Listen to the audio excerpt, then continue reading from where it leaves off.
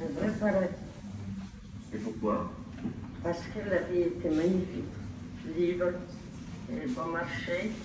Et puis on était jeunes, on ne savait pas ce que c'est que la misère et la pauvreté, et on s'est logé très facilement.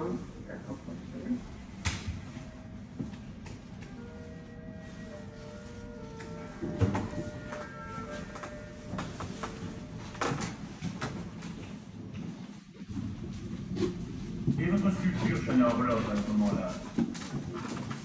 Quelle était ma sculpture? Oui.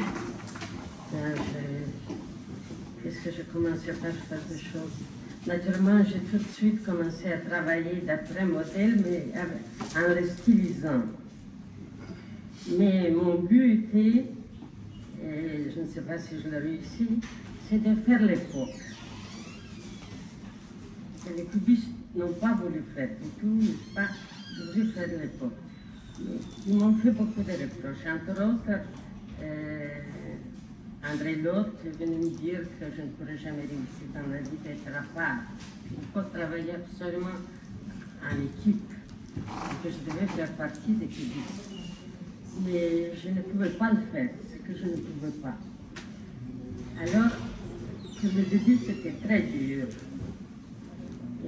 J'ai même reçu des lettres de menaces de mort. Je me suis brouillée avec pas mal d'amis, qui sont d'ailleurs maintenant mes excellents amis, quand même. Et j'ai continué. Ensuite, naturellement, on ne continue jamais la même chose. En 19, je commençais à chercher des choses comme ceci, Gaston Picard, La Dame à l'éventail. Et l'homme à la pique? Oui. Ça, je commençais, je fais en bois. Ces deux, j'ai exposé et c'était vraiment un succès. Et le succès matériel est venu aussi petit à petit. Seulement, je dois vous dire qu'on cachait quand on vendait une sculpture. On avait honte. Parce qu'on avait tout à fait une autre idée, qu'il fallait vivre avec, je ne sais pas, de l'air, mais que l'art est une chose qui ne se vend pas. C'est beaucoup de fois qu'on vendait, on ne disait à personne. Et on plaignait l'acheteur. C'est maintenant tout à fait différent. Tout à fait, c'est notre esprit.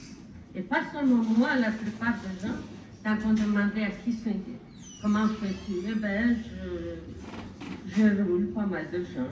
Je leur donne des tableaux, ils me donnent de l'argent. Je roule pas mal de gens. Vous comprenez? C'était tout à fait notre esprit. Et puis petit à petit, ça s'est devenu un commerce. Et c'est devenu un commerce très florissant, comme vous le savez.